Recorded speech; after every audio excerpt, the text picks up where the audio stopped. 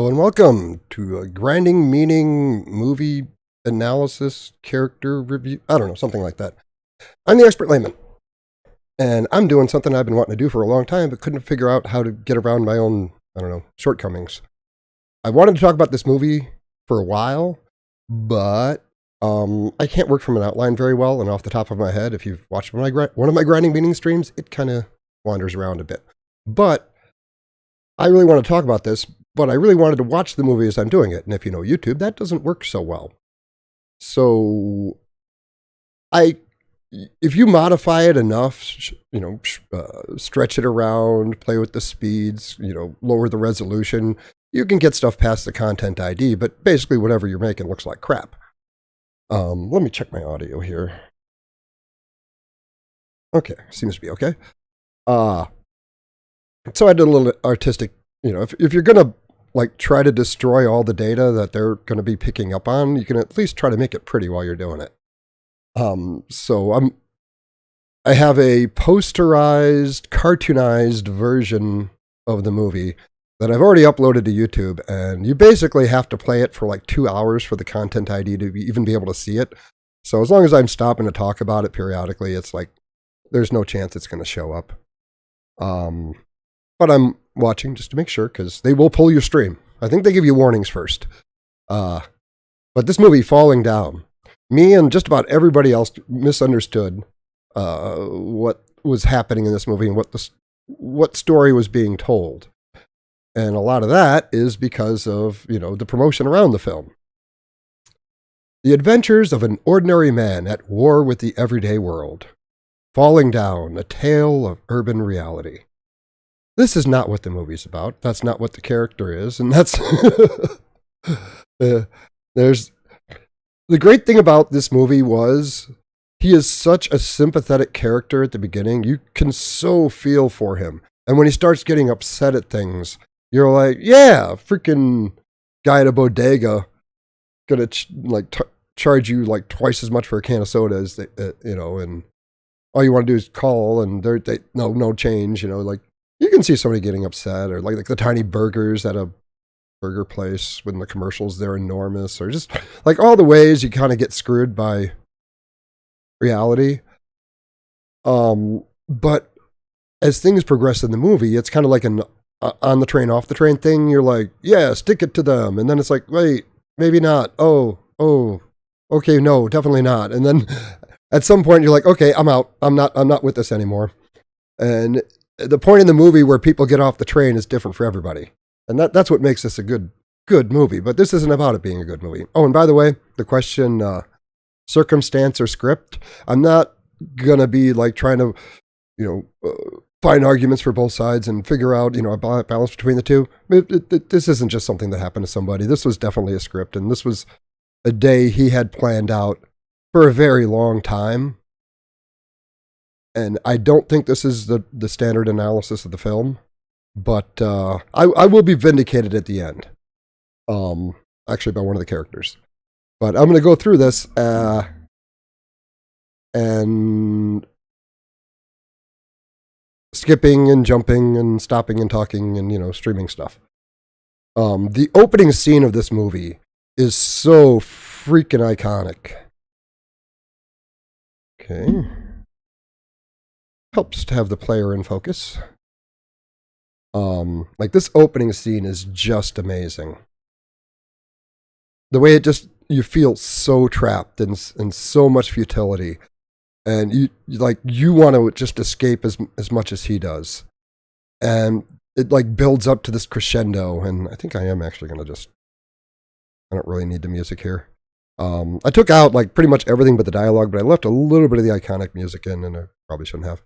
The thing is, this whole opening scene where he's sitting stuck in traffic, it's hot, he's surrounded by annoying, selfish people, and he just, that trapped feeling you get when you're in that environment, when you have to get to work or you have to be someplace and it seems like at every checkpoint between you and the things you need to get done, there's going to be some jackass trying to make your day worse than it needs to be. And it's not entirely untrue.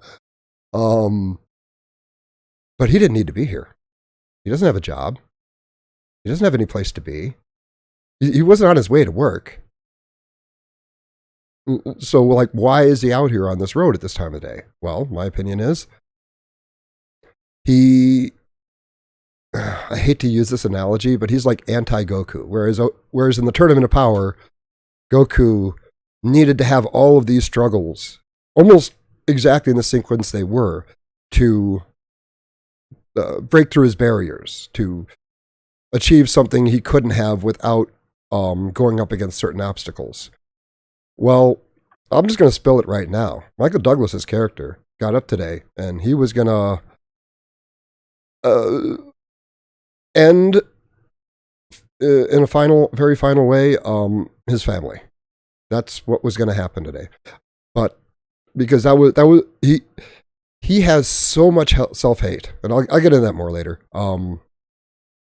And he has to just redirect it onto other people because he just can't take responsibility for the fact that he's screwing up his own life. It needs to be everybody else's fault. But I should keep moving in here a little bit. I hope you like the style. It's a little jumpy, but I know when I took out the jumpiness, it seemed to get picked up more easily by the Content ID system, so that's why that's like that. So I hope I'm capturing kind of the mood.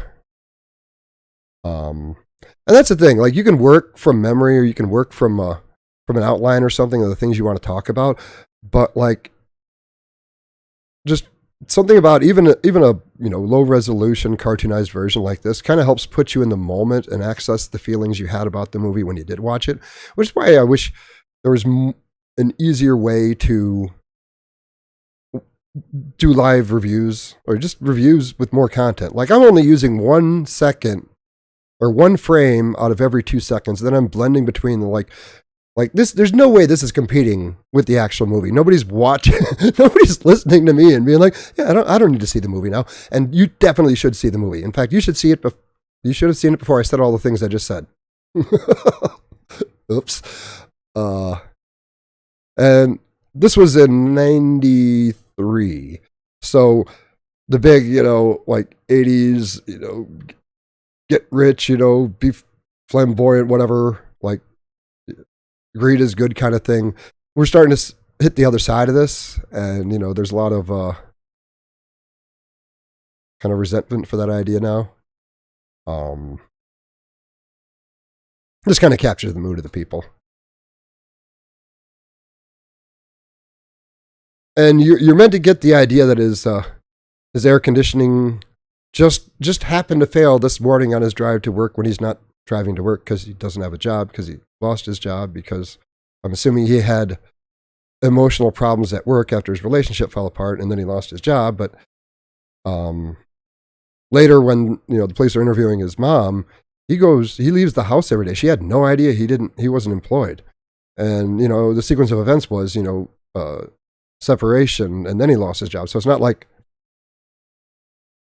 he screwed up his relationship and then his job screwed up. But to him, it's everything is everybody else's fault, because he doesn't see people as people. He's sort of like biologically solipsistic. Like, other people just aren't real in the same way that he's real.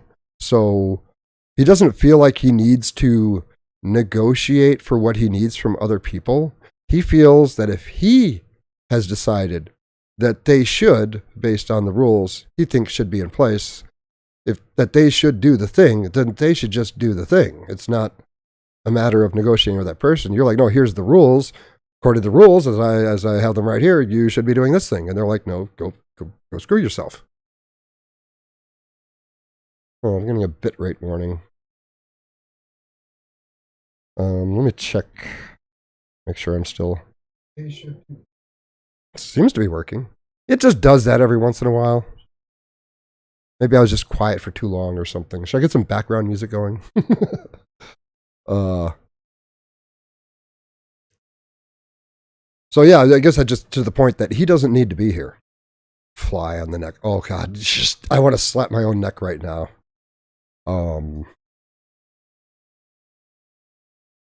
So like, you're meant to believe he was just on his way to work, and his air conditioning failed, and then the handle for his window broke off, and he's trapped in this hot car, and a fly is on his neck, and everything's getting super loud, and he just wants to escape. And yeah, it's almost like watching this. You can't even breathe. Yeah, you got a little murderous with that fly there. And like the Garfield, yeah, that was I don't know. I loved that at the time. Yeah, he's. Oh, I haven't actually watched this thing all the way through, and sometimes it gets a little bit creepy. Oh, I should pause or skip ahead. Then he breaks out. I think I saved some of the audio here. Where do you think you're going? Going home. By the way, home? He's not going to where he left. He's going to his baby mama's house. That's what he's talking about now. He's not saying I'm going back to where I came from. Like, I'm giving up. Like, oh my God, this day is too much. I'm just giving up. I'm going home. No, he was probably driving to this spot on purpose because he knew of the traffic. Because it's kind of like painting yourself into a corner. Like, he needs all these things. He basically wants to die. And a lot of what happens during the day is him putting himself in dangerous situations because he doesn't want to live anymore. And then chickening out and deciding he wanted to fight for his life. I know it sounds like a weird phrase, chickening out and deciding to fight for your life. But like, when you chose to put yourself in the position because you don't want to live anymore, Hey!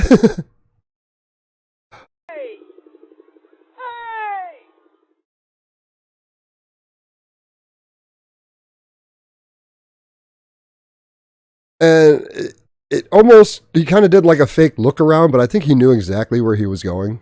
I think that this day, maybe not item by item, but all the elements, or most of the elements of the day was just, he's going to run himself through gangland and get himself killed, but then he didn't get himself killed. But he got to express violence in a less abstracted way, which gets him, it's like kind of like, again, he's the anti-Goku. He needs all these, he's either going to die or he is going to ascend to a level of violence expression that will allow him to take out his family, which is, he knows once he's able to do that, then he'll be able to take himself out. And this cop, I skipped it.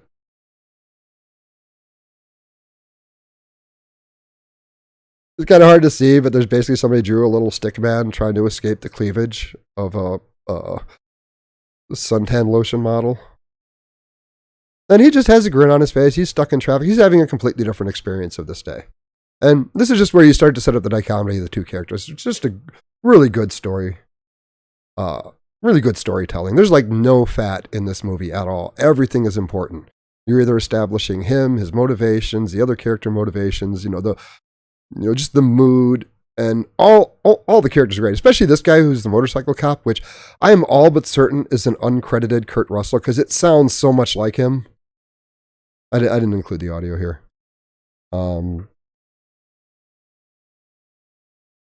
But the Robert Duvall character, they needed to set somebody up as kind of the opposite of,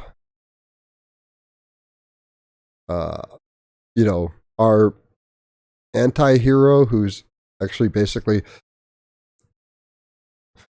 he's basically always been this, but he probably grew up in a family that properly socialized him, so like it kept him from manifesting this kind of behavior before. And as long as life was giving him what he felt he deserved, he was okay with the arrangement. But then things went sideways when the people in his life wouldn't do the things that they're supposed to do because they're supposed to do them. And instead of questioning, like, maybe I need to change, maybe I'm looking at this wrong, he just paints other people as like this persecution complex, like actually literally mad that people aren't doing what you want because you just don't want to accept responsibility. Okay. And they're setting up, he has the defense on the license plate to,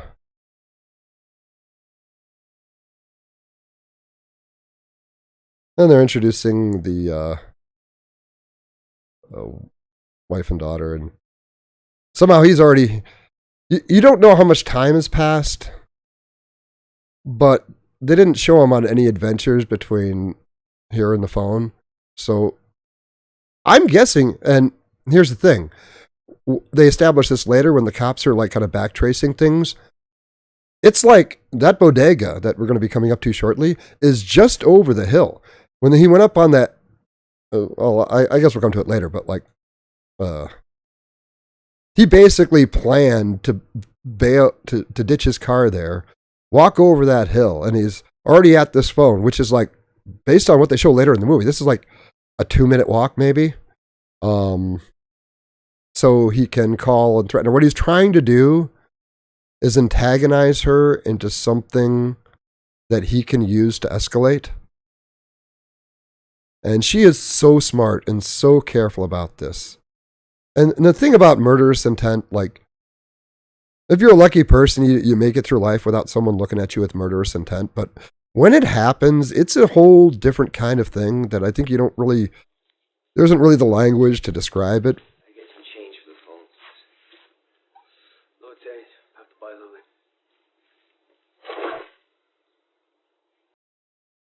So he just bought, and then like he planned the day out. So now that the fact that he doesn't have enough change, was clearly part of the plan, and he probably also knew that this place wasn't going to give you change, that you'd have to buy something, and then he says, "Well, I don't have enough money if you're charging me 85 cents," which he almost certainly already knew.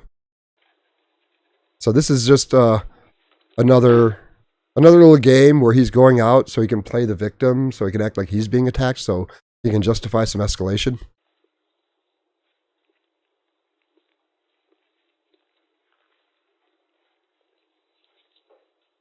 Now, the pacing of this is a little slow by today's standards, but I love it. It's like they actually establish the mood. You can see the clerk like recognizes the guy, well, when you first watch the movie, and you think it's just a guy having a bad day, you're like, oh, this clerk's just like looking you over, and just like, this is a crappy little bodega, a bad part of town. Like, when you watch it again, it's like, oh, he's from Korea. It's more likely that he's seen some kind of violence, real violence, and would have a better chance in the general population of recognizing a murderous intent or someone who's just, and he calls him, "You're trouble." Which, the first time you watch it, just like, he's upset. It's like, no, I think, you run this kind of operation like bodegas, you have to charge so much because you lose so much in theft, in damage, in security, and you can't even a lot of times afford to have a staff. You just got to be there the whole time. So to like vilify a bodega like this for like jacking up prices is ridiculous. They charge what they need. It's not like he's living this great life. He's sweating his butt off, sitting there working a retail job that he owns because he's not making enough money to pay somebody else to do it.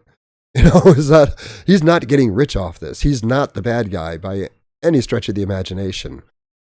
But our hero here will turn him into the bad guy.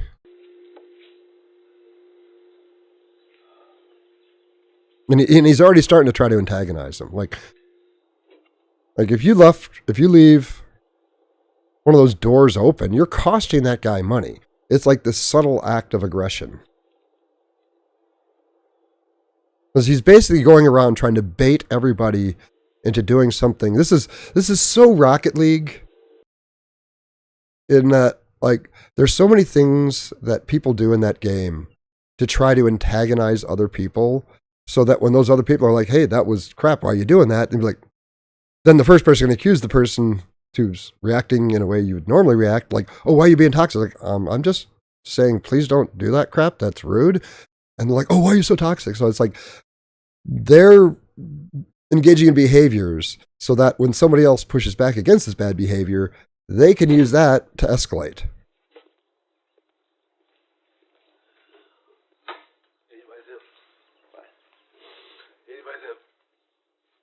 I don't understand.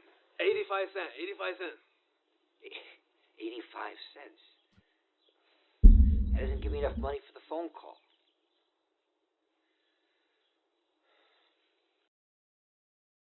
He's already setting it up. Like he's got more money. He pays for his fast food lunch, and he buys a crystal ball, and apparently he was planning on buying some boots. But he doesn't have enough money for both that soda and the phone. I'll give you 50 cents. You give me 50 cents change. No way. Yes. And it's funny how he'll talk about like American, I think he mentions capitalism. And it's like, but every time like he doesn't like how things are going, he turns into like a communist. Like, no, that price is unfair. It should be this price. Or, we should share these things like, like the golf course or that one, plastic surgeon's estate that he got onto. Like he doesn't actually care about any of these things, not when they conflict with what he wants. Way. Drink, 85 cents. You pay or go. What's a phi? I don't understand a phi. There's a V in the word. And you'd think he might be a little like bigoted here, but it doesn't matter. He's just latching on to whatever. Like he would pick whatever it was. If it was like some Scandinavian dude who's like 6.5 feet tall and shock white blonde, he'd look him over and find something to like try to antagonize him with, which is what he's doing right now. It's 5. They don't got these in China. Not Chinese. I'm Korean. Whatever. You come to my country, you take my money, you don't even have the grace to learn how to speak my language. Like, you can understand him. Like, the guy's, that's a lot, How many countries could they drop me in and, like, and how long would I survive based on my linguistic skills? Not as long as, not as good as he's going to do in America. So, I don't know. You're Korean. You have any idea how much money my country has given your country?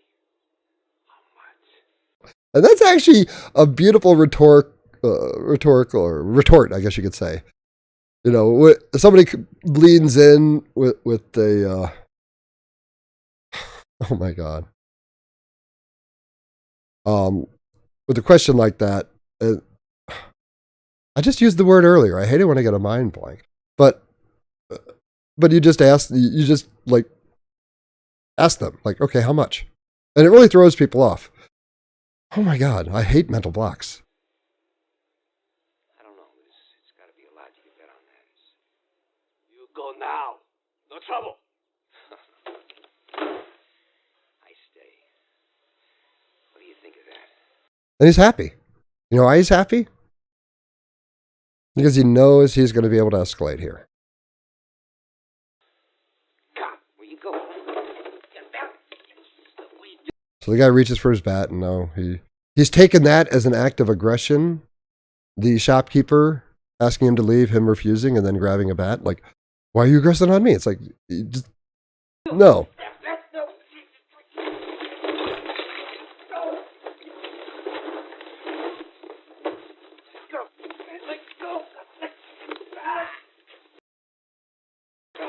He's a little Korean dude. He's like no threat to you. What is it? The last stand on Fiji. And now that he has been physically attacked, even though he was the aggressor, now he can escalate a little more. Take the money. What? Take the money. Take the money. Take your hands away from your McKenna. Take the money. Stop it! I speak slowly and distinctly. Take the money. It's like he doesn't want to believe he's the bad guy, and this upsets him a lot because this is counter narrative. He's like, no, I'm clearly the victim here, and now you're going to cast me as some kind of criminal, even though I basically attacked a shopkeeper and already started busting up his merchandise. Asked me to leave, and I refused. Like, no, but you're the victim here, clearly. You think I'm a thief? No. See, I'm not the thief. I'm not the one charging 85 cents for a stinking soda. You're the thief. He's trying to say, He's honestly trying to say that this shop owner is basically stealing from people. Because look how good his life is, you know? Just standing up for my rights as a consumer. Now he's got a good narrative to attach to it. I'm defending consumers. I'm fighting on their behalf. But like in the beginning of the movie, like they set this up so perfectly that like you're like, yeah, I hate getting screwed at convenience stores. You know? I hate it when things are marked up ridiculously. It's so easy to get drawn in. How much? $1.12. And this is just an unbelievable act of dominance. He asks the price. I'm not going to watch all this, but he asks the price. If he doesn't like the price, he smashes. He asks the price. If he doesn't like the price, he smashes. Nice try. Well, I think this whole shelf looks suspect. And eventually, he gets the guy to like capitulate because he needs to be right. He doesn't care about anything else.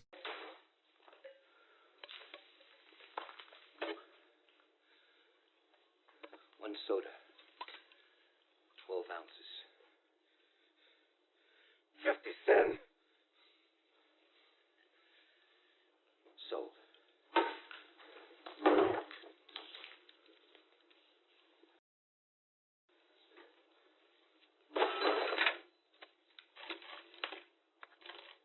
And now he's got the money to go get on the phone and harass his ex-wife or separated wife.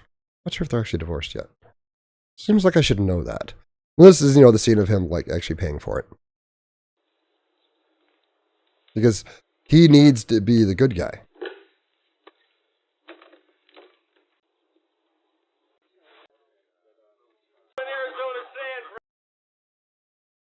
I don't think we need the sound here.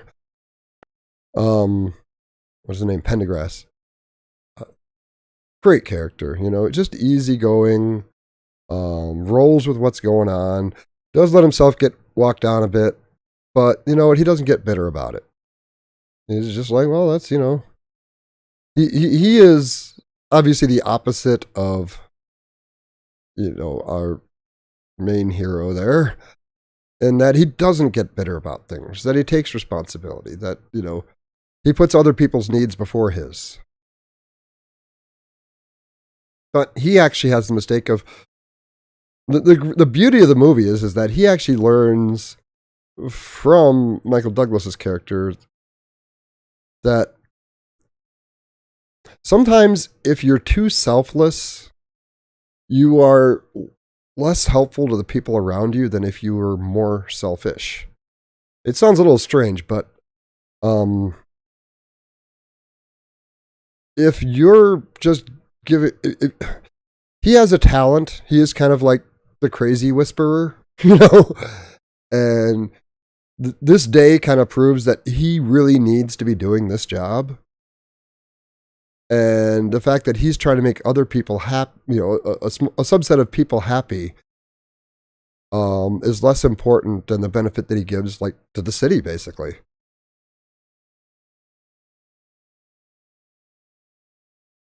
But I love all the cops. The cops all ring very real. And she is just a wonderful character. I believe that she's the same one who was in Total Recall. But she's like you. Usually there's some character in a movie who's just like the everyman, who's like the person other characters can be like, okay, I feel like if I were in this situation, I'd be that person. She's that person. Kind of even keel, kind of in the middle of what's going on, but not really, I don't know. But sympathetic and likable, but also hard.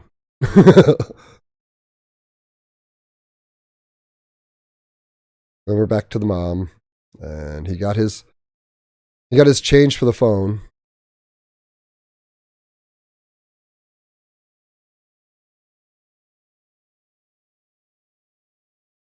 And this is kind of where they establish how much he sacrifices for his wife, who's got some issues. But some of her issues are because he's too compliant. And he hasn't found a balance of trying to be sensitive, but also trying to be assertive. And today kind of like straightens that out for him. At the end, he's like, my name is Mud when my wife finds out I'm still a cop.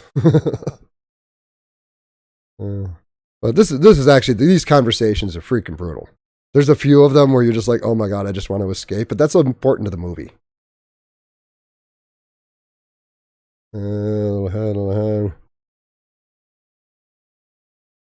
But you see that he does care, that he has a lot of empathy for other people. And now he decided to park himself at the highest point in the middle of gangland with tags all over the thing he's sitting on. Like, you don't have to be like streetwise or know about the hood to know, like, there are places you probably shouldn't walk to or walk through. Like, they even say it. It's like, what would a guy in a tie and white shirt be doing in gangland? Well, he's there to die. Or that's part of his motivation. You know, he's obviously has all these conflicting drives. But the main one is that he doesn't want to exist anymore because he's essentially judged himself as someone not worthy of existing. But he can't like own that like fully consciously. So all of these behaviors that will lead to that end become appealing. But then when he does them, they don't fit the narrative that he has about himself. So he has to construct all these situations where he can justify it. Like, I don't know, just like walking up to the toughest bulldog's fire hydrant and just peeing on it right in front of him. Like, what did I do? What did I do? You know, I think he even uses that analogy at one point. And they even have the little kids like looking at him like, oh, that ain't good. That's not going to end well for him. Like, even the kids know. And they make him seem really sympathetic by, he's putting a newspaper into his shoe. But this is at the point in the movie where you think he was on his way to work and he's just like, screw it, I'm going home. It's like, if he's on his, you don't think about it like when he's at the phone, like, did he call into work? Like, and yeah, he's there trying to antagonize them.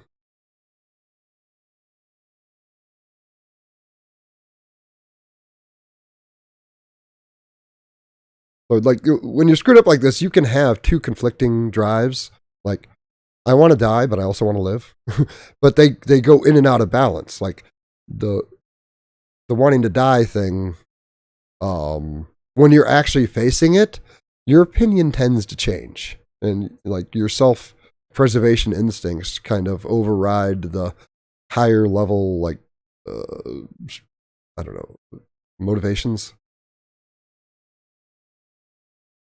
And then at one point, he's just like, oh, you guys need to step aside. Like, when you make a request that has no possibility of being granted, and then act surprised that it's not granted, and then use it to justify some form of, further aggression, like, that's just a plan. You were always going to do that thing. The only thing that was in doubt is, like, how you were going to frame it and what story you were going to tell yourself about it. I am happy. I haven't gotten any warnings for Content ID matches or anything, and I think I have that part of the stream open. I should check the different tabs to make sure. I've not done something like this before. Well, looks good.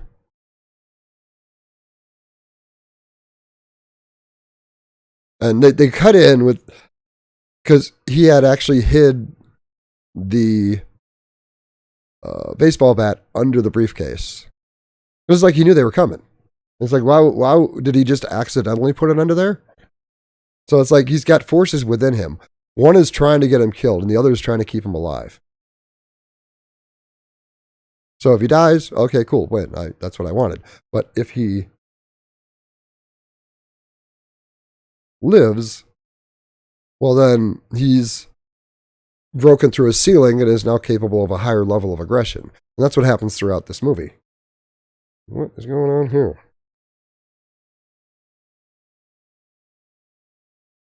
Okay, then. I must have said just the right phrase to make Google be like, hey, what's up? On my phone. But I had that turned off. That's not creepy at all.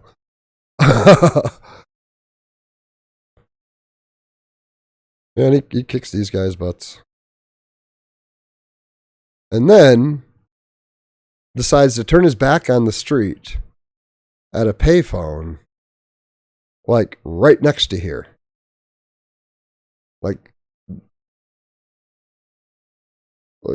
basically the forces of him trying to destroy himself. And this is taking away a cop's gun. There's no way to get around that. This scene is about, you know, him being emasculated, and, you know, just kind of like, oh, he's going off to pasture. You know, he's not going to be doing anything anymore, and he's doing it out of, you know, benevolence. Like his wife's having trouble, and, you know, there's this thing that she wants to do that is, you know, she thinks is going to make her happier, and he wants to believe it too. But like,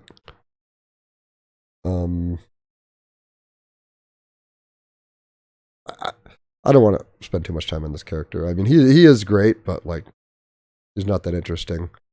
This is where they find out that, you know, he didn't. It's not a robbery. It's an assault.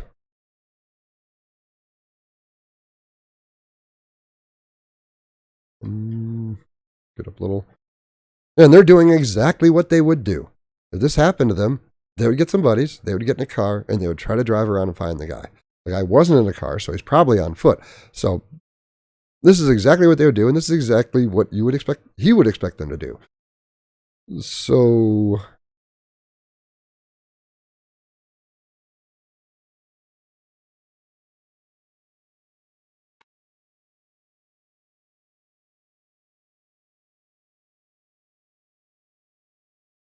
okay, I think I'm back. I don't know what that was about. I have like God internet. I have gigabit internet. I don't think that was me. And I usually stream gaming in 4K. I have a beast of a video card, so I'm guessing that, I don't know. It doesn't really matter.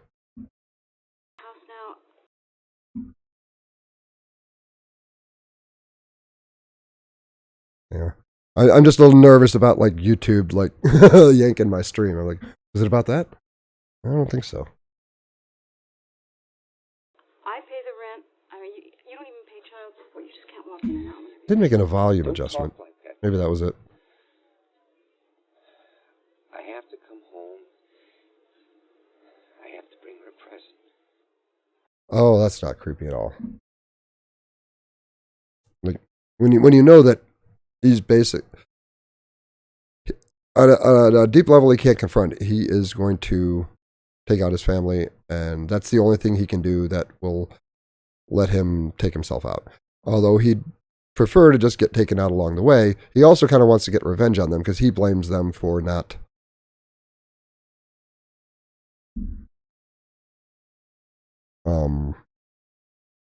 being what he wanted them to be and doing what he wanted them to do.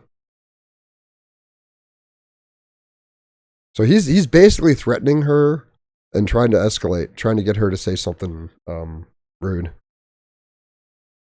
So it's easier for him to cast her as the bad guy.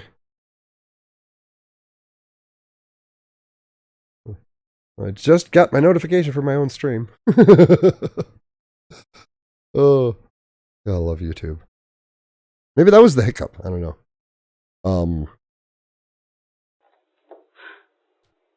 You know you can't come here. Hey. Hey.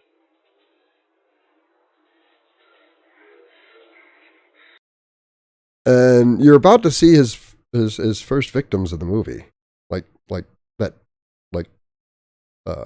people get shot, and they get shot because he initiated this event. He knew they were coming for him, How's Adele? and then he just stood there around all those other people, hoping to get shot in the back. Because he's not stupid.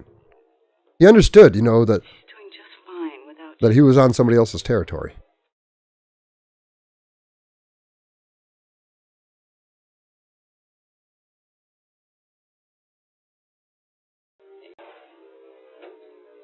I'll call the police if I have to. Come on, go, go, go! I'm coming home, Beth. No.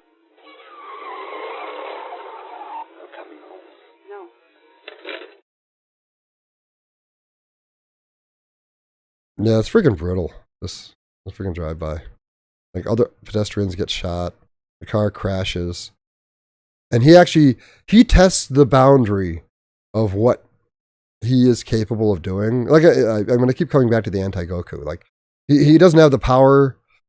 He can't power up to the point where he can actually directly shoot someone and kill them. But he was able to shoot the guy in the leg, and he seemed rather happy at his progress.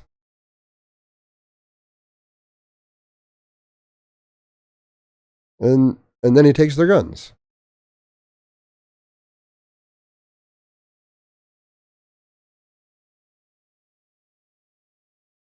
In a weird way, I think he's kind of annoyed that they failed. Like, really? I was standing with my back to the street and you guys couldn't take me out? God damn it. Oh. And this is another, like, Pendergrass getting emasculated. Just basically gets told that the chief doesn't like him, and I'm basically glad you're going. You know, it's not...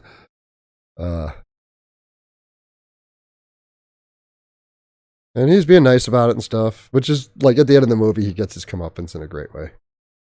I won't spoil everything. Come on.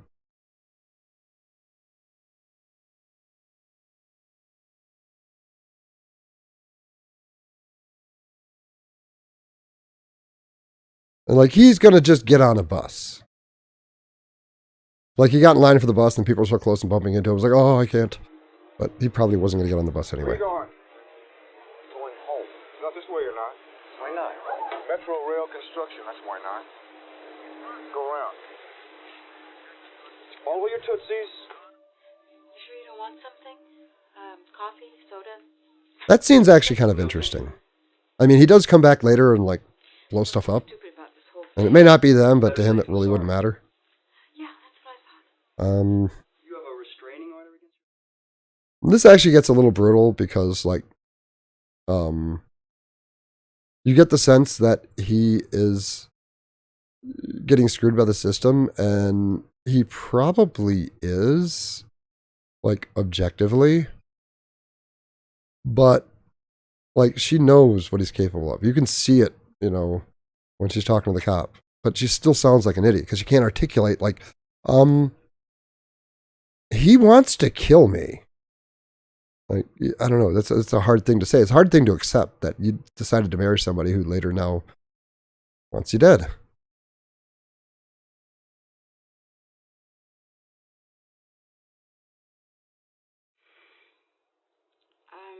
were times when I thought he was... She's talking about, you know, whether she thought he would hurt her. Exactly. There were times when I thought he was going to, but I just didn't want to wait until he got around to it, kind of thing.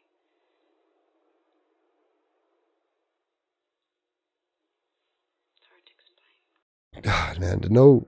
I mean, that's like a special kind of horror when somebody wants you dead and you're talking to the cops about how somebody, like, is coming for you. And you just don't have anything good for him. And then you kind of look like the bad guy. That's a special kind of pain. And he's walking through the park. How about you? Yeah, I'm terrible. And he wasn't actually traveling. He was just standing there. And I think, you know, he knew that he'd get approached by a homeless guy. Not that he really escalated on him or anything.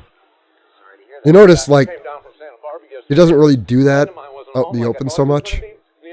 Other than shooting the guy in the leg. But, you know, there was already a spectacle going on. I'm almost out of gas. I had to sleep in my car last night. I don't... And this guy is just the worst liar of all time.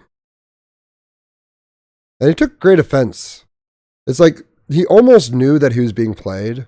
Like he couldn't have possibly articulated it, but I think he knew that the guy was just there to screw with him. I could sell those bags. But, you know, a lot of people are still on the train at this point.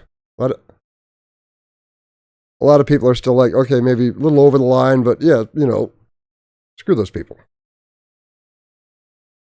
And this is where she's trying to tell him that it was a white guy, and they're not listening, and he knows. And And to be fair, they're not like they're bad cops. Like, this is a strange situation. When like 99 times somebody makes up something that doesn't make sense, you're like, okay, you're full of crap. But like, white shirt and tie in the middle of gangland, it's like, okay, get out of here. But, it's again the whole, like, emasculation. And this was the spot that got really jacked up by the content ID, because there were all these, like, words it could pick up, apparently, on the map. But he's putting it together, because I think he knows. He's seen, like I said, he's like the crazy whisperer.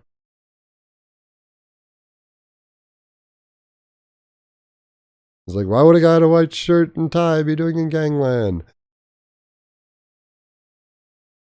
And he probably had this timed out so that he could arrive just after breakfast and then get upset about it.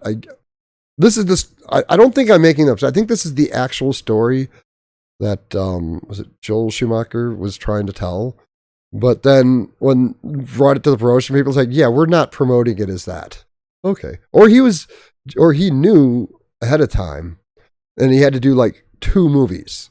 The movie about the guy who's basically planned out how he's going to end his existence and take as many people with him as possible. Or we could tell the story of the guy who just having a bad day and it gets out of control. Like, this is probably the most iconic scene. Hi, can I help you? Yes, I'd like a ham and cheese omelet or lamb fries. I'm sorry, we stopped serving breakfast, but we are on the lunch menu now. And, like, people used to, like, it seems like an exaggeration, but this kind of, like, happy, crappy, customer service thing where it's like, they're basically holding 2 middle fingers up at you while they're talking to you. But since they're using this sort of flowery language, it does, it's not aggressive, but it's totally aggressive. I want breakfast. Well, you can't have it. We're not serving it. So you said. And the thing is, she actually likes him. I think, like, I don't know, it's weird. Probably not worth it analyzing. Is that the manager? Yeah. Can I? Rick, there's a customer that would like to speak with you. Oh my God, they picked the perfect guy for this. Yes, Like, sir. Hi, I'd like some breakfast. We stopped serving breakfast. I know you stopped and that, serving breakfast. oh my God, the crack in his front teeth actually show up in the modified version, or the gap in his front teeth. But he is such a great, like, actor to hate, because he's just so annoying. Like, there's only a handful of people, like, certain people are just so annoying that guys will sometimes just, like, you'll want to punch somebody just because they're just so whatever. Like, I almost never get that, but this guy comes close. At 11:30.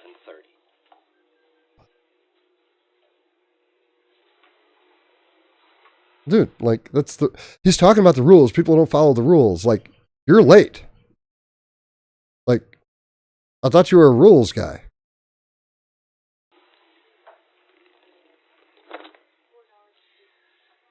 Rick, have you ever heard the expression, the customer? Well, as I said, now he's capable of, I call it one-sided escalation. It can happen, like, in relationships and gaming and stuff like that, to where, like, somebody has decided to go into a death spiral with you, and they're going to be, like, a dick to you.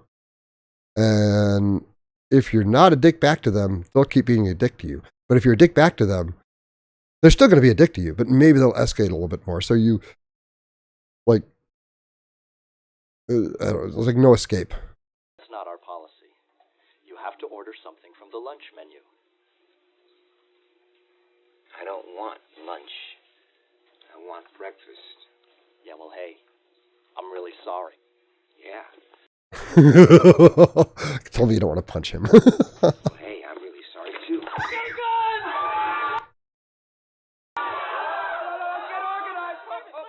And this is just, like, I think this is where a lot of people get off the boat, because, like, okay, you have a Mac 9 and you're not letting the old guy walk out the door. This is where a lot of people get off. But, some people, I don't know, maybe they'll like, and he talks about, like, the stuff they do at restaurants, just screw people over. And he wants to pretend that he's, like fighting for the everyman. That's the story he has to tell himself to justify what he's doing. And of course, he has to pay for his meal. And his weapon does go off and discharge at one point.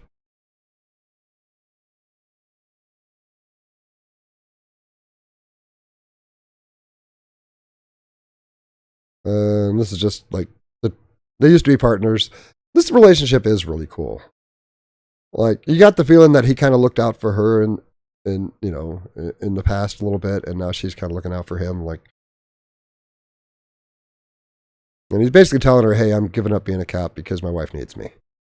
And she's like, yeah, maybe she doesn't need you that much. Maybe you should do something you care about. And then he tells a story about his wife being a crazy person. And then she's like, okay.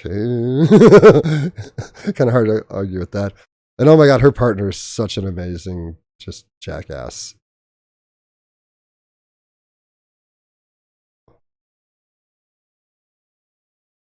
Yeah, these two characters are just so likable.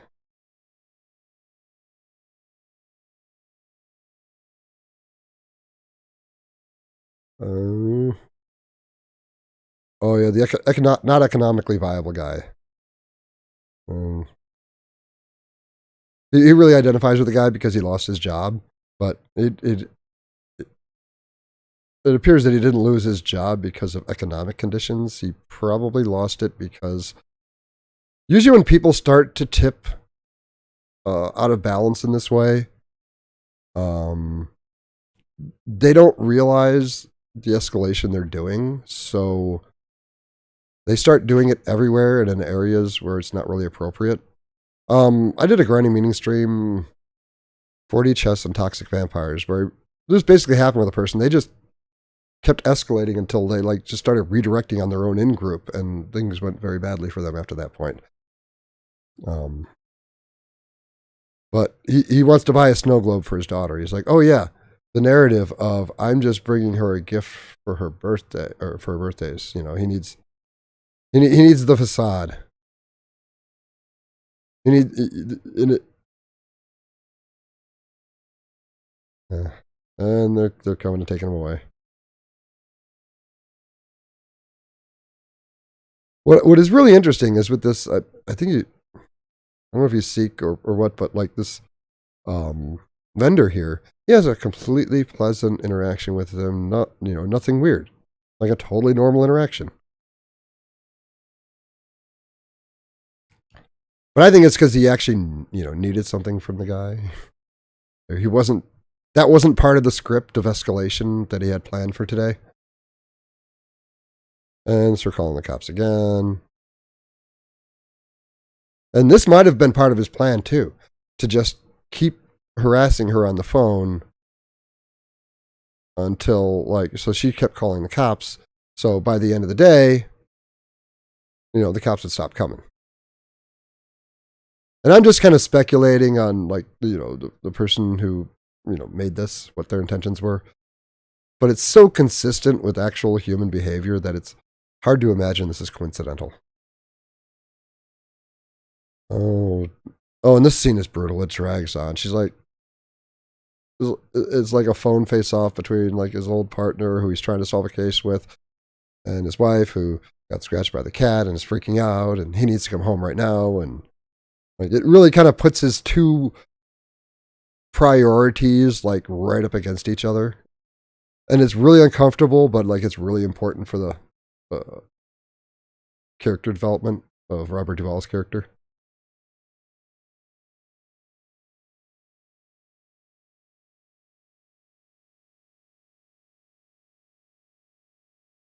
Oh, and then the perfect context. If there is someone, okay, in movies and video games, there's 3 or 4 things that heroes are allowed to kill. It's robots, it's insects, and it's zombies, undead. But coming in at a very close fourth is the bad guys from WW2. and the people who associate with them. Like, you will find the smallest number of people objecting to this person's death of anybody else. And it's probably like when you've seen alignment for an optimal situation that somebody happens to stumble into, you should consider that it wasn't accidental. Like,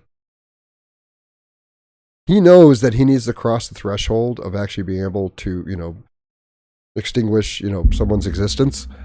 And he tried with the gangbanger, and he's not there yet. And he tried at the whammy burger, but that didn't work out either. But this guy's a real piece of crap.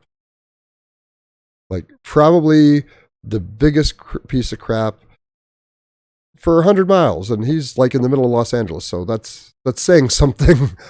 If there was any character that part of the audience would be okay with him ending, this is the guy. I mean, he brings him back and shows him some messed up stuff that no remotely healthy person. But now they're like using each other. They're both screwed up. Like him, he's got his repressed homosexuality to deal with, very much like a preacher or a televangelist who repeatedly gets caught with men in compromising situations. But he doesn't like that part of himself. He hates it. So like he redirects his own dislike of his sexuality onto the other guys. And that's not that unusual. But like you could actually see Michael Douglas's character kind of recognize, like, okay, yeah, this is somebody I could take out. And he has recognized Michael Douglas because he was on the police scanner listening to what's going on. You'll later find out that's why he helped him. And now he's like asserting himself. He's like, no, I think this guy is going to do some bad stuff, and I need to be a cop. And he's not caring about the toes he's stepping on. He's not putting other people's like feelings ahead of like doing his job effectively. And here's the point where like he kind of like closes the curtains and pushes his gun bag in so that like the cop doesn't find. Like the shop owner helps Michael Douglas's character because he's decided that Michael Douglas is like him, that he doesn't, the shop owner doesn't, I imagine he is a very lonely person in his opinions. And he's crafted this narrative from what he heard on the radio of why Michael Douglas's character is doing what he's doing. And he desperately wants a friend. He even says, I'm your friend.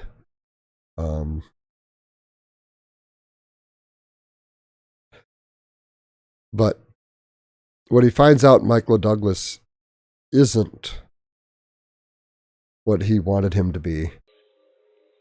He basically he casts him in the role of those two guys that were in a store earlier. And When you're not gonna turn you in, I'm your friend. oh yeah, there it is. Come on. This is my own private stash. Now, this is messed up back here. Or what? I'm kind of glad that it's kind of hard to read stuff. What was in this? Zyklon B. What the? So he thinks he's found a compatriot, but a compatriot that's not a coward like him. Because if he actually believed the things he believed and he had the tools that he had, he would be out there doing something about it. But he doesn't want to do it. But he wants to see it done. So he's cast him as this kind of vigilante for a certain ideology. And he's going to let him go out and do the stuff. He's going to give him like a rocket launcher, weapons or whatever. Because he needs him to be that thing.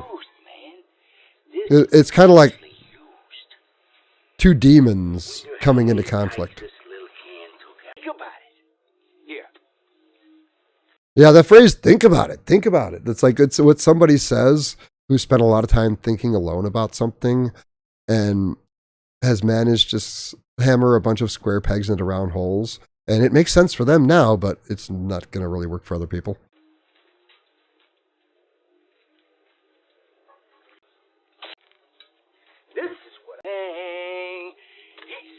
shoulder fired is fucking disposable.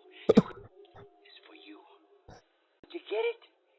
I was listening to the police scanner. I heard about the women.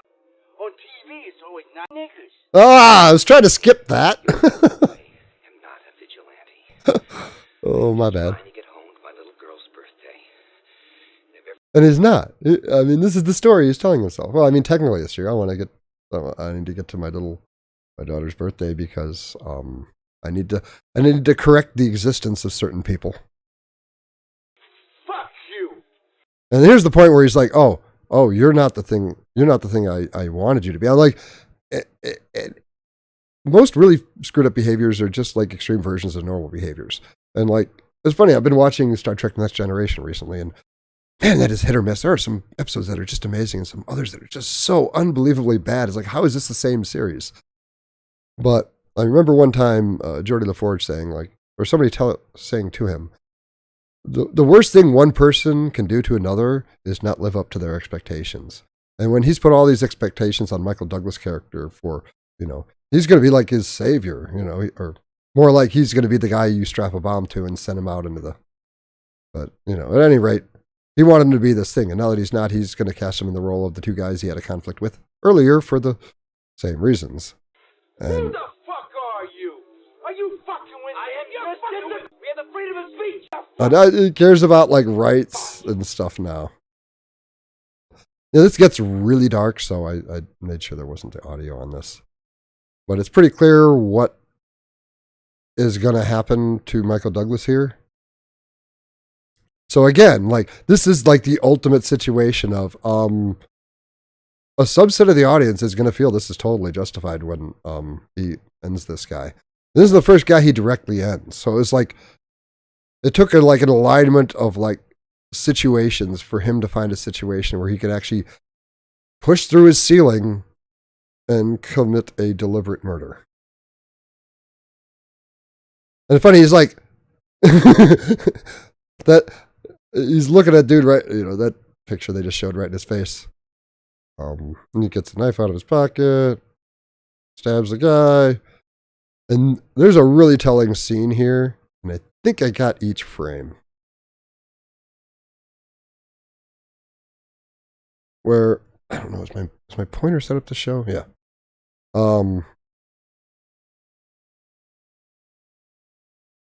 So this is the guy right here who just tried to prison hug him.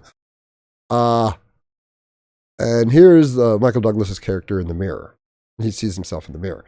The amazing part of this is that he actually shoots the guy, and then for some reason his arm goes off to the side and shoots his own image in the mirror. He looks rather surprised by this, and then goes back to shooting the other guy. Like Schumacher's made sure that, like, if somebody really analyzed this, there would be no doubt about like why he is doing what he's doing. And then here's a scene where, the emasculation of if it's not Penrose, I'm gonna be upset, but I think his name is Penrose. About like trying to get somebody to listen to him. He's like, hey, there's bad stuff about to go down. But they're all like, it's your last day, what do you care?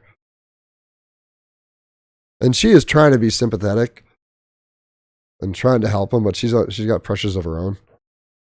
It's like, you never feel like she isn't trying. Hello?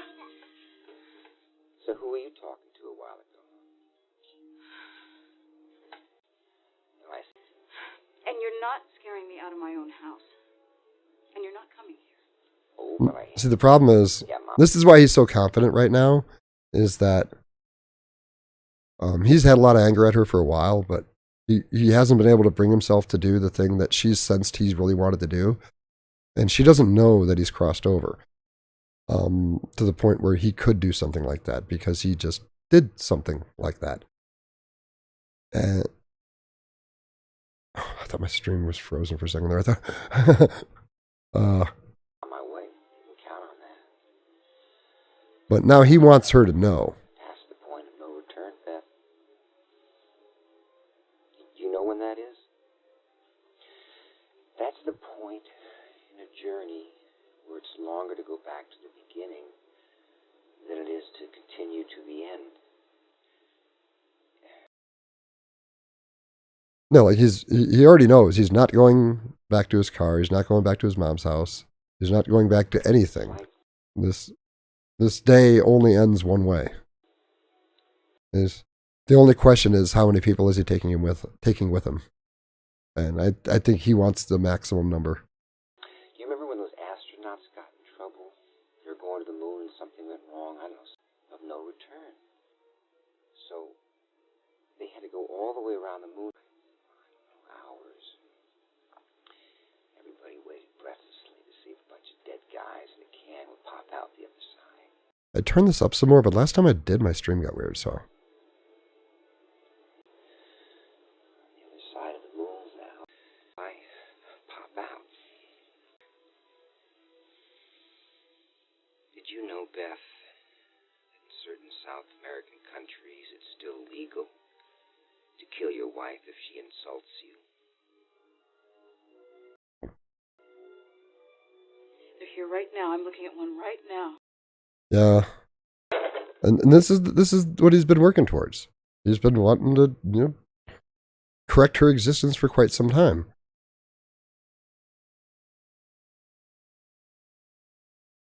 And he remembers seeing the sign earlier. That was the thing he was laughing at.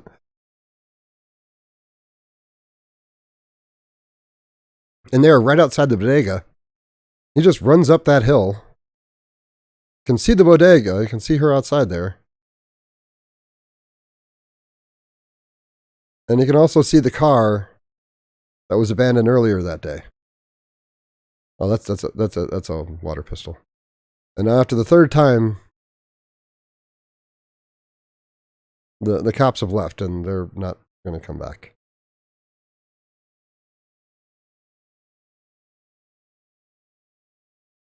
And somebody's just yelling on the phone. He walks by and punches him. Like, I'm gonna remake the world as I see fit.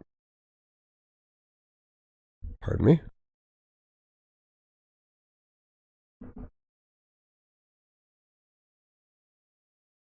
And, this is where the rocket launcher comes in, but he doesn't actually know how to use it. And it's an oddly touching scene where this kid just comes up and tells him how to use it.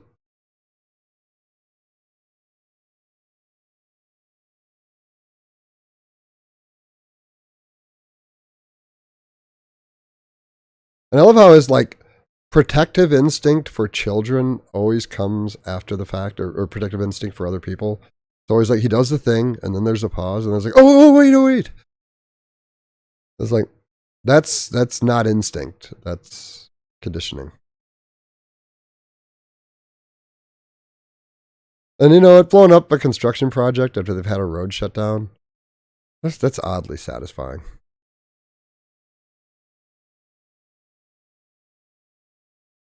And again, he's the crazy whisperer, and he is really good with her.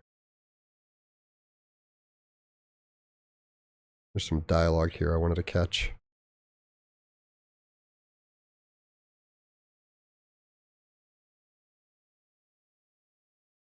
So he decides to cut through a golf course, like any normal person would.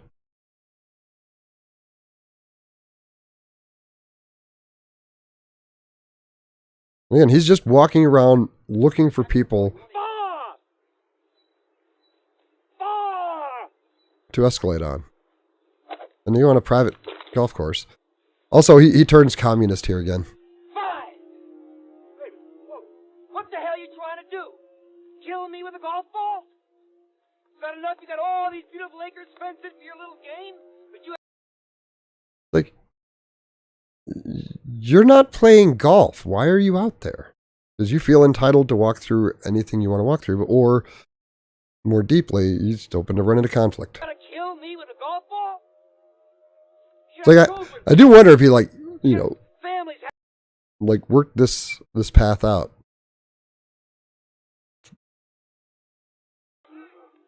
Well, I'm sorry you didn't let me pass through your golf course. How does it feel?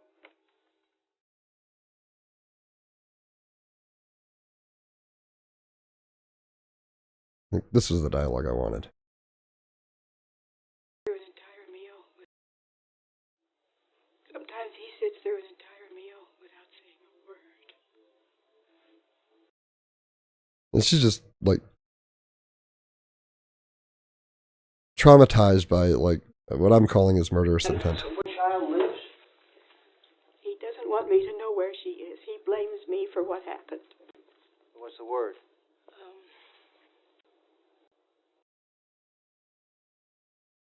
Oh my God. And then he climbs a hedge into a private property. And then gets mad that there was something sharp as he was breaking into a property. And again, he's pulling the communist bit, like, why is this all, like. Not that that's bad, but it's a conflict for his character, because he likes, he pretends to like, wrap himself in the flag and patriotism and, I defend the country and all that and, yay capitalism. But as soon as he runs into anything, he doesn't like, he's a communist. And this is really creepy where he comes in and just takes this guy's daughter's hand. Well, because he needs her for the narrative on one level, and another, he wants to ensure cooperation. But he needs to ensure their cooperation with his story he's telling himself. And he was totally going to escalate on them. And then he found out, oh, they're just taking care of the place for some rich person. Well, that doesn't fit in my narrative. And this is why he doesn't he tries to escalate on them, but he couldn't find any place to get traction. So then he tries to elicit some sympathy instead. But they know he's just like a crazy person. Oh, this is the last cop leaving.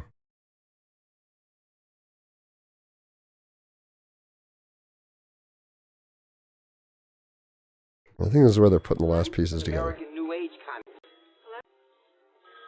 This is just... Hello? He is so excited. He is so excited that he is so close. He is basically Goku,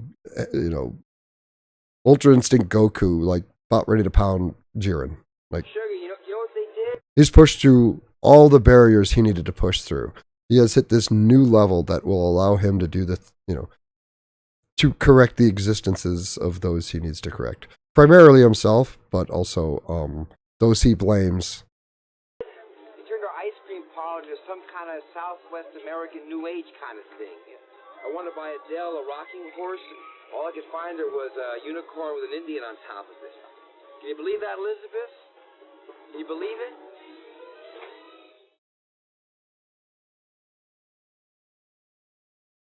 Yeah, and he's just threatening her. Maybe he was hoping if he caught her running, he could do it more easily. It's to say he doesn't have a plan is ridiculous.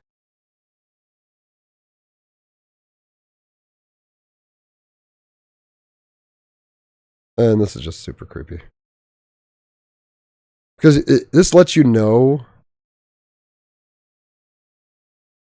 Oh, it's not that scene apparently, but this lets you know that for a long time he's had this problem of people not behaving the way he wants them to behave and not being willing to negotiate with those people. And this is a great scene where they try to throw him a surprise party, and then this guy, awesome jerk number 2, makes some crack about his wife. And he's like, "What'd you say? What? What'd you say?" And he's like, What? What did I do? What did I do?" And he knocks his ass over. And it feels so good. Because it's he hasn't been standing up for himself. He's been crapped out of everybody. Nobody's taking him seriously. He actually knows something. He knows something important. And, oh, that felt awesome. Happy birthday to you. Happy birthday to you. And he is so creepy here. No cake for you? It's how do you, hear your child unhappy and in distress, and then you're just mad at the child for not acting like a child, and then you're mad at your wife for not being able to force the child into a certain type of behavior. This is why, somebody, other people are things. She's trying to put him on, a horse, one of those rocking horses, and she just has no interest in it. And he just cannot grasp. Like, it's a breakdown in theory of mind to where you just can't grasp that they don't want what you also want. It's like, she's a kid, there's a horse, she should like the horse. I bought the horse, why isn't she on the horse? This is basic stuff. Put her on the horse. I bought her the goddamn horse. There we go. Horsey ride. Billy, you're scaring her. I want you to stop this. And just kind of the way that he's just trying to force a narrative. Like, you can kind of see, like, the more simplistic version of the way he, like, agresses on people. It's like you can see the fear in her, like she knew there was something not right.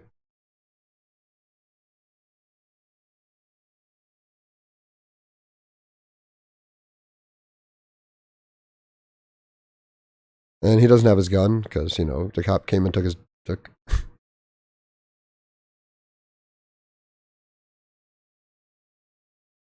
Partner got shot. You give him the gun. Well, I guess not current. Whatever. And this whole, like, run down the pier is so creepy. Because you've been, like, building to this for, like, ever. And he is so excited. He is so happy about what he's going to be able to do soon. I mean, he hides it with the narrative. I'm so happy to see my daughter on her birthday. And, Hi, honey. Thought I'd find you here. Oh, leave us alone. What? I can't talk to my wife? I'm not your wife anymore. No? Sugar, does this ring a bell? Till death do us part? and he's just at the point where he can just, he doesn't even have to put any effort into the narrative anymore. He's, Do you remember that? you just find one little thing and just repeat that like a mantra.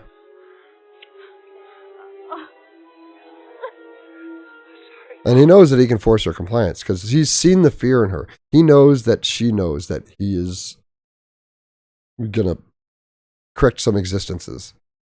And he knows that he can force her to play along with the narrative because if she doesn't, the escalation, like the death spiral I was talking about before, that if she doesn't play along, that he is just going to escalate. So he can force her to play into his narrative, but the more she plays into his narrative, the more he gets to I'll let it go. Oh, God, what are you doing? What do you think? She just saw the gun. Coming home from a hard day at the office, right? God bless the working stick. And he's trying to pretend, to be every man while he's chasing people off with a gun. The dual narrative captured.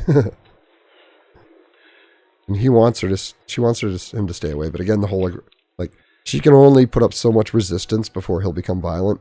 And she's trying to ride that edge. Impressive character. I think it's so big. I missed it. He stole it from me, honey. You were that I could take. And it's like, you stole her from me. I don't need her.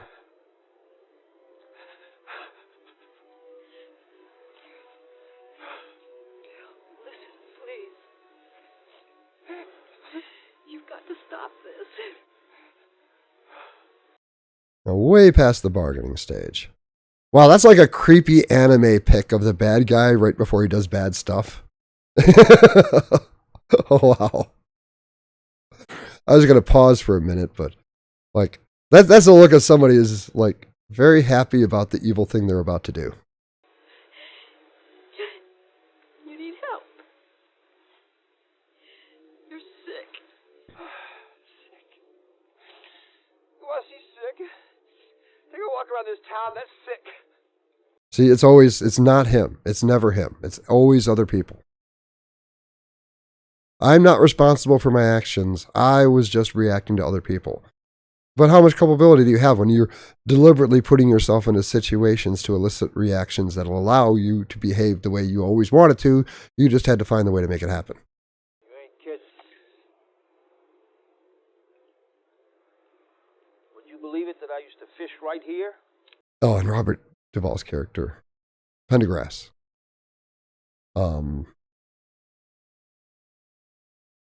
Such a smart character.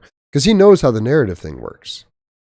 He knows if he's not at all aggressive, if he acts like nothing's going on, that Michael Douglas's character, if he does it right, will be kind of forced to play along. Tell you don't eat the fish, it's poisonous.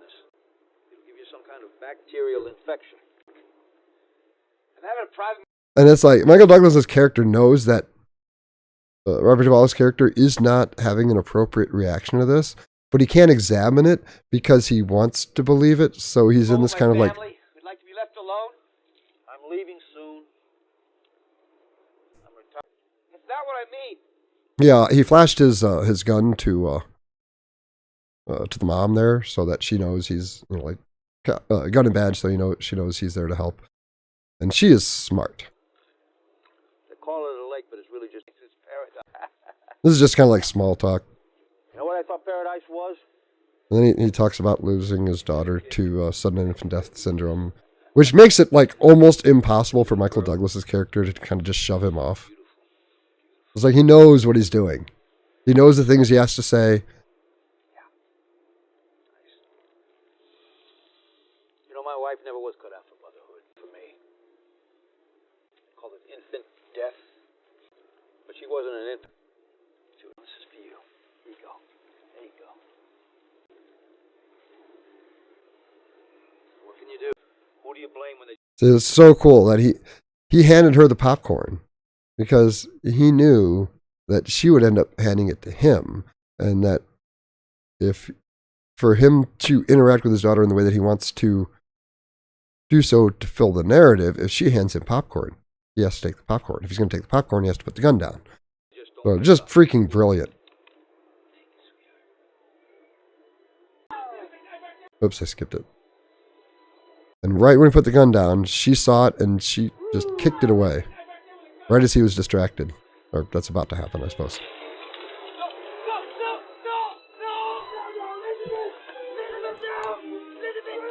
Please! You're under arrest! Elizabeth! Elizabeth! Get out of here! Go on! Elizabeth! Please! Elizabeth! And he managed to get between them. What are we gonna do? I don't know. I don't It's like that look, like if you saw it, like she knows he's done. know what I'm gonna do. She knows he's not walking off that pier. You don't know what you're going to do until you do it. I think you know exactly what you were going to do. Always say you don't know what you're going to do. And here's the part where I'm vindicated. What are we going to do? I don't know. I don't know what I'm gonna do. Oh, guys like you always say you don't know what you're going to do until you do it. I think you know exactly what you were going to do. You were to kill your wife and child. No. Yeah. And then you knew it would be too late to turn back. It would be real easy to turn the gun around on yourself. Now let's go meet some nice policemen. They're good guys. Come on, let's go. That's it. He just nailed it. Like he knew, he understood what was happening, and he is kind of like the agent of, I don't want to say the director or creator or writer or whatever. Like he is the one, and I'm surprised this made it through the cut. And I think so many people were just so messed up at this point that it just didn't even really, it was too much to take in that like this whole day was just about this. I'm the bad guy? Yeah. I like how he feigns surprise, like he doesn't know. How'd that happen? I did everything they told me to. And he's like, I followed the rules as I interpreted them, and things didn't go the way I wanted to, therefore the rules are bullshit. Or whatever. Did you know I build missiles? It's really interesting, it's not in the past tense. He doesn't build missiles. He's unemployed. He got fired, almost certainly because of emotional issues, because of the separation he was going through.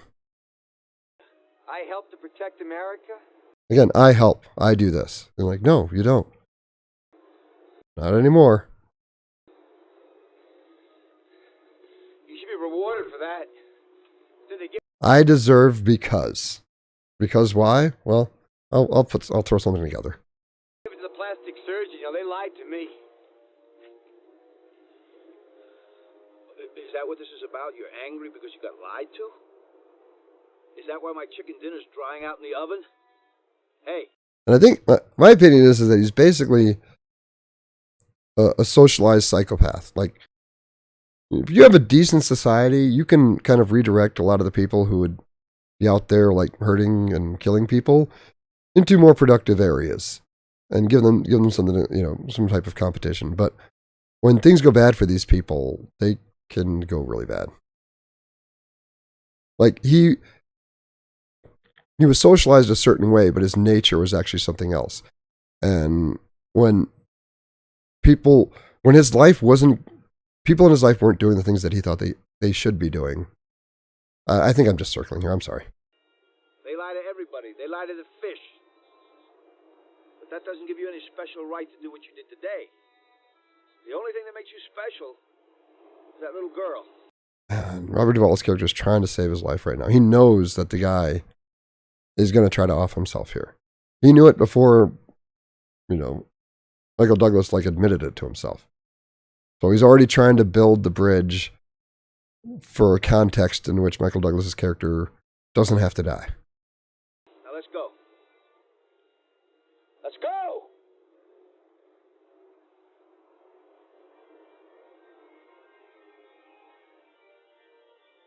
It was hot today, wasn't it?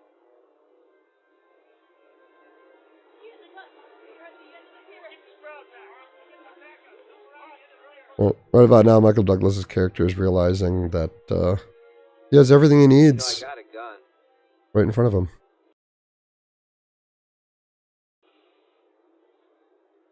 Yeah, he has painted himself into the corner, and My pocket. and this weird kind of calm has come over him as he realizes that he's just about to run through the tape at the finish line. I got lots of guns. There. Don't move. You want to draw? Let's not. Let's call it a day. Oh, come on. Police-assisted suicide. Perfect. I actually talked to a cop who went through that one time. He didn't talk about it much, but that's got to be messed up. Beautiful.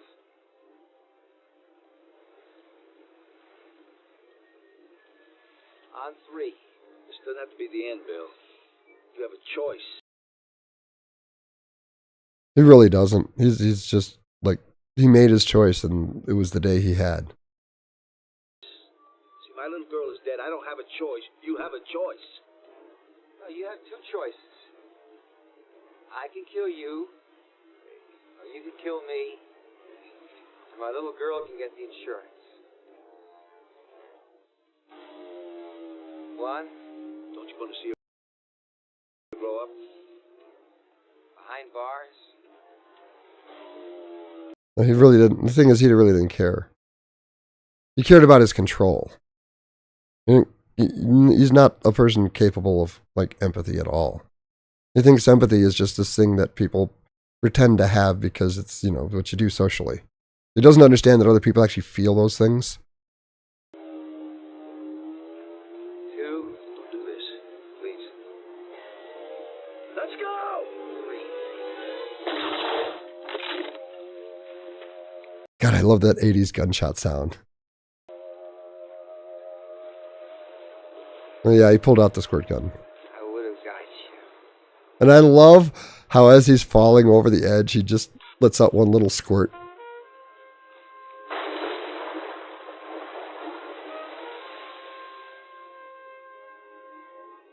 And there's a little wrap up further on. But that's basically it. Amazing movie. Please watch it. Or did I leave this in? But, oh, they already did. Well, basically, he told the captain off live on television with an F-bomb.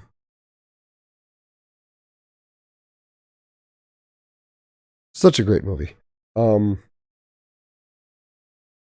think that was what I think I'm fairly happy with this. It's a freaking great movie. And it's just how bad it can get, because you'll know people somewhere along the spectrum. Oh, I think I'm going to call it here. This was a grinding meaning movie analysis character review something or other. I'm the expert layman. You all have a great day.